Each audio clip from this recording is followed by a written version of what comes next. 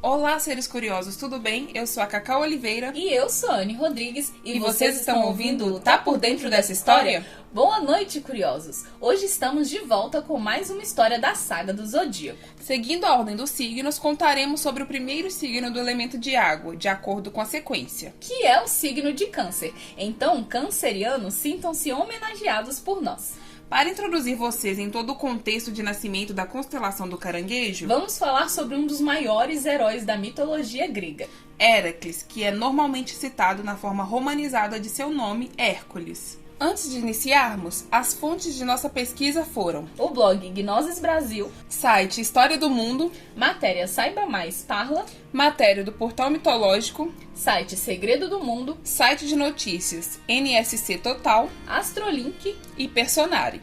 Bom, partindo para o enredo relacionado à constelação de hoje, e como o mito de surgimento do Câncer envolve toda uma trama ligada a este herói, precisamos voltar um pouquinho lá no nascimento de Hércules. E adivinhem quem é o deus grego envolvido nesse momento? Quem pensou em Zeus está de parabéns, porque mais uma vez nosso queridíssimo deus dos raios e trovões está de volta com seus planos mirabolantes para conquistar uma moça. Porque ele não sabe só chegar. Ele tem que tramar toda uma coisa. A mulher em questão é Alquimena, filha do rei de Micenas, e dessa vez Zeus não se transformou nem em touro nem em cisne. Ele se transmutou na própria forma de Anfitrião, esposo de Alquimena, e achando que estava com seu marido, a moça se deitou com Zeus. Tanto os deuses quanto as deusas são seres extremamente férteis, então mais uma vez Zeus engravidou uma mortal. E por ter se deitado também com o próprio esposo, Alquimena acabou sendo fecundada por ele também, e acabou dando à luz a 2 crianças. Aconteceu uma coisa parecida com Leda, mãe dos Dioscuros, Pólux e Castor. Pra quem não se lembra ou não faz ideia de quem é Leda, é só voltar no episódio que falamos sobre o mito grego do signo de Gêmeos, pra ficar por dentro de tudo. Mas enfim, dessa gestão nasceram Hércules, filho de Zeus e, portanto, um semideus, e seu irmão Íficles, filho de Anfitrião, um mortal. Acontece, galera, que Hera, esposa de Zeus, era muito ciumenta. Detalhe que também já mencionamos aqui no podcast. E ela constantemente ia atrás das amantes de seu marido e também dos frutos desses relacionamentos. O nascimento de Hércules é um dos casos em que o ciúme de Hera fica bastante evidente, porque a deusa usa de seus poderes relacionados ao parto para atrasar a vinda da criança. E depois que o semideus nasceu, ela enviou 2 serpentes para matar o menino quando ele tinha apenas 8 meses de idade. Porém, logo ali, Hércules já demonstrou sua força extraordinária, porque ele estrangulou as 2 serpentes que invadiram seu berço. Aliás, a força descomunal de Hércules é um dos dons mais extraordinários e famosos do semideus. Mas claro que Hera não desistiria tão facilmente da sua vingança, e continuou perseguindo o filho de Zeus. E um dos episódios da inimizade com Hera, e provavelmente o que mais marcou a vida de Hércules, aconteceu quando ele já era adulto. O semideus se casou com Mégara, filha de Creonte, o rei de Tebas, e com ela teve vários filhos. Num fatídico dia, Hércules, tomado por um feitiço lançado por Hera, foi levado a uma extrema loucura e acabou matando sua esposa e todos os seus filhos. Algumas fontes, gente, falam que ele tinha 3 filhos com ela, mas outras falam que ele tinha vários mesmo, tipo muitos.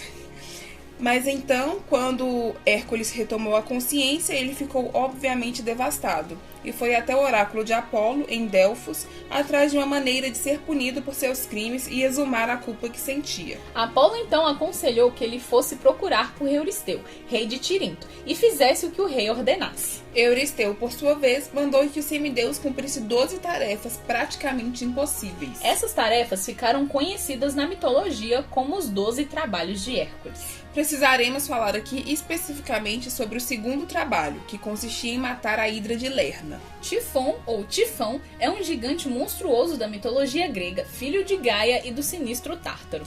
Já Equidna era uma criatura igualmente gigante que tinha o tronco de uma linda mulher e os membros inferiores de uma serpente. Juntos como um casal, Tifão e Equidna conceberam a Hidra, uma enorme serpente aquática que possuía várias cabeças e aterrorizava os pântanos de Lerna.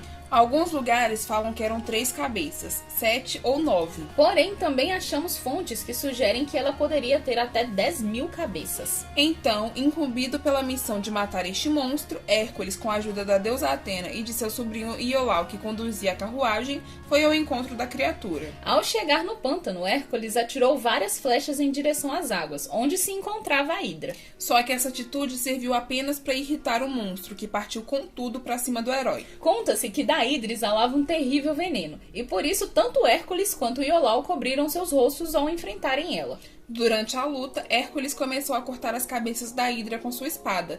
Porém, toda vez que ele cortava uma, nasciam outras 2 no lugar. E mesmo com esse novo desafio, Hércules também estava dando um grande trabalho para o monstro. E vendo que os dois estavam em pé de igualdade, Hera decidiu intervir. Para ajudar Hércules? Claro que não, afinal ela detestava o herói. Por isso, ela enviou um caranguejo gigante para auxiliar a Hidra e dificultar a vida de Hércules. Rapidamente o animal foi derrubado, porque Hércules pisou em sua cabeça, a matando. 10-0 pro herói. E por ficar com pena do caranguejo, a deusa Hera subiu aos céus o animal, o transformando em uma constelação. A aparição do caranguejo já passou e foi rápida, mas vamos dar a vocês o desfecho da história.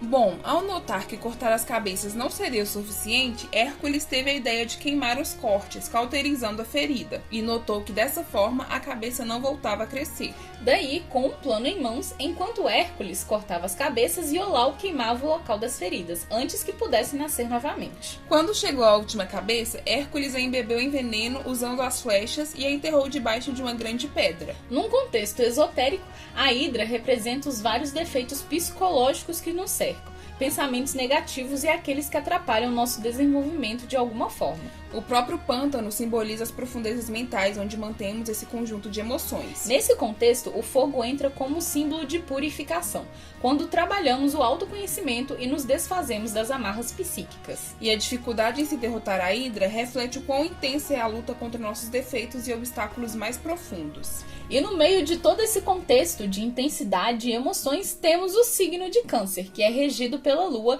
e está entre os signos de água, ao lado de Escorpião e Peixes. Nascidos mais ou menos entre 21 de junho e 22 de julho, os nativos desse signo, assim como os caranguejos, possuem a tendência de esconder sua parte mais sensível abaixo de uma carapaça. Portanto, normalmente são pessoas que apreciam segurança e cuidado. E eles não apenas gostam de ser cuidados, como também gostam de mimar aqueles que amam. Os cancerianos gostam de se sentir protegidos, tanto quanto gostam de proteger. São também intensos, românticos, imaginativos, leais e geralmente muito apegados à família. Eles possuem uma empatia grande, são amáveis e carinhosos, são reservados e sua personalidade costuma oscilar muito, passando de fases de grande alegria para tristeza. Gostam de conversas profundas e são muito conquistadores. Assim como Áries, Câncer possui energia cardinal e Capricórnio é o seu signo oposto. E depois de citarmos algumas qualidades, vamos partir para os aspectos negativos desse signo. Os cancerianos podem acabar pendendo para a melancolia excessiva, dando a impressão de uma pessoa baixo astral e triste. Graças às suas mudanças de humor, os nativos desse signo podem ter dificuldade em estabelecer relacionamentos, inclusive amizades. Um outro problema é que a melancolia desse signo pode ser negativa, usada para forçar uma situação de drama que consiga manipular as pessoas, apelando para a compaixão daqueles a seu redor. E quando confrontados a respeito disso, os cancerianos podem agir de forma agressiva. Sendo regido pela Lua, intensidade é uma característica muito forte nesse signo, o que faz com que seus nativos possam ser muito exagerados. E quando usam suas famosas historinhas, gostam de ter todos na palma das mãos e manipulam as pessoas sem remorso algum. Esse mito com certeza é cercado por aspectos emocionais, desde o momento em que Hércules é tomado pela culpa até quando ele derrota por completo a Hidra. Então, curiosos, o que acharam dos signos de Câncer e sobre o mito da Hidra? Para quem tem interesse, aconselhamos novamente a fazer uma mapa astral, porque assim vão saber direitinho sobre as posições dos signos e suas influências. Até porque não dá para se basear apenas no signo solar, né? Enfim, nos contem o que estão achando sobre essa série lá no direct do Insta. conta @dentro_da história, que está aqui na descrição do vídeo. Assim como o endereço de e-mail, tá por dentro dessa história, @gmail.com, que também é uma opção para vocês nos escreverem. Se inscreva no canal se você nos ouve pelo YouTube E nos siga se usa o Spotify. Também lembre de curtir, avaliar e comentar nos episódios. Porque assim vamos saber sobre o que vocês gostam e como gostam. No mais, hoje ficamos por aqui, curiosos. Acessem os outros capítulos da série do Zodíaco para se atualizar e fique atento ao próximo episódio, onde traremos o signo de Leão. Um abraço enorme e até o próximo episódio. Esse episódio foi gravado por Carolina Oliveira e Flaviane Rodrigues. Roteirizado por Carolina Oliveira. Editado por Flaviane Rodrigues. E as artes do episódio foram feitas por Carolina Oliveira e Flaviane Rodrigues.